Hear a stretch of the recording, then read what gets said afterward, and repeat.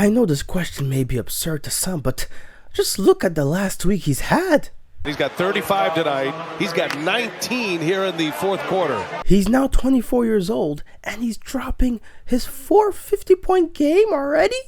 Oh my goodness, man. It's crazy, the things he's been doing. And I know a lot of people are going to say, well, that's a stretch. But is it really?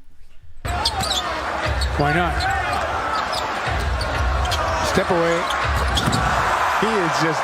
That ties McHale right there. He is just working out right now. I know. In January of this year, early on during the year, a lot of people were writing this team out, including myself. I was looking at this team. They kept blowing leads, and they lost to the Knicks, and it was just a collapse. And at that point, their head coach, Ime Udoka, questioned their toughness mentally and questioned whether or not they were giving it their all. And you could see it now over the last couple of weeks.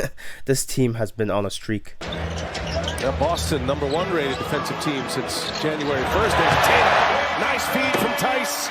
Tatum with a two-handed stuff. On Jayson Tatum's 24th birthday, he went off and scored 37 points against the Memphis Grizzlies, a very good team in the West. And most importantly, they won the game. And Jayson Tatum, man, you look at his season averages. I mean, he's averaging a career high in points and rebounds, but he's also very close to his career high in assists. But you have to look to the recent stretch of basketball he's been playing to see how great he's actually been.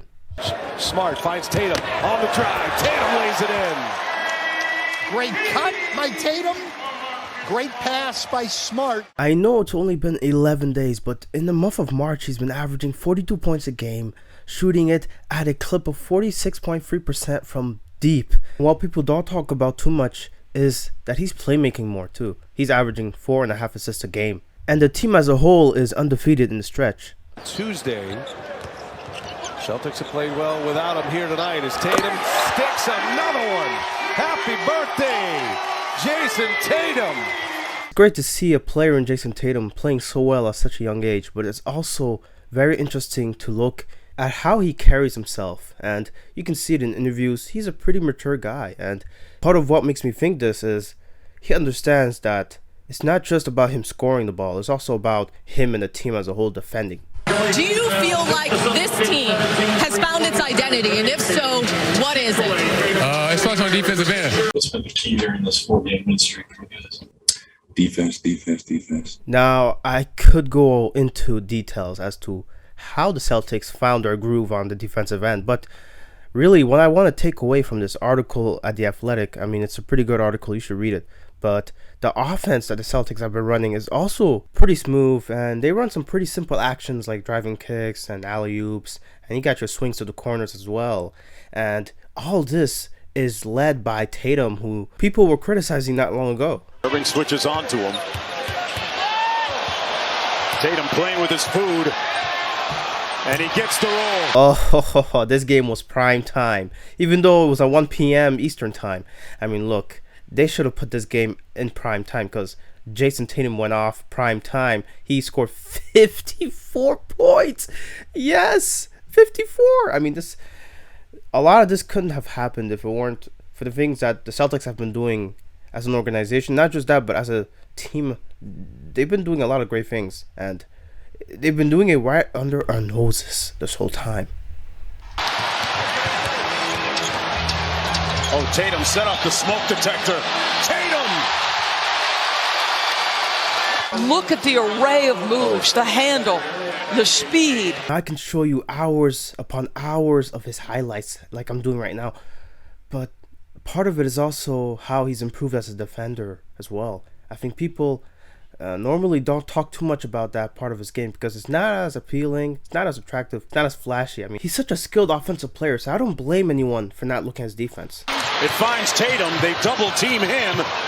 Took it out of traffic. Bucket! Whoa! You guys remember those Marcus Smart's comments about Jayson Tatum and Jaylen Brown? Well, clearly things have gotten better since then, and Jayson Tatum did say they talked it over like men, and they hashed it out because they both understood that you have to take it one day at a time, especially with a new roster, a new coach. Why are things going right now? What's been the difference? I think the reality is, we had a new staff, pretty much a new team. And that's why they tell you early in the season, don't take too much out of the first 20 somewhat odd games, because it'll make you look stupid, especially when you're making videos like these. I mean, I've said some things about the Celtics, but I've always tried to be measured when I talked about it because I understood things could change, right? These guys, they're pretty talented guys, Jaylen Brown, Jayson Tatum. And Jayson Tatum, man, the things he's been doing on the court. He just had his 450-plus point game in his career, and he's already making history with that. This is your fourth career 50-point game, tying Larry Bird for most in Celtics history. They say Larry Bird did this when he was 33. Jayson Tatum's 24. I mean, how many more 50-point games can he have in his career? God willing, he plays for a long time, and God willing, he keeps playing this way, man. Holy snap. I mean, you could see it in his eyes. He's focused, he's measured, and he also carries himself knowing that, you know, anything can happen at any point.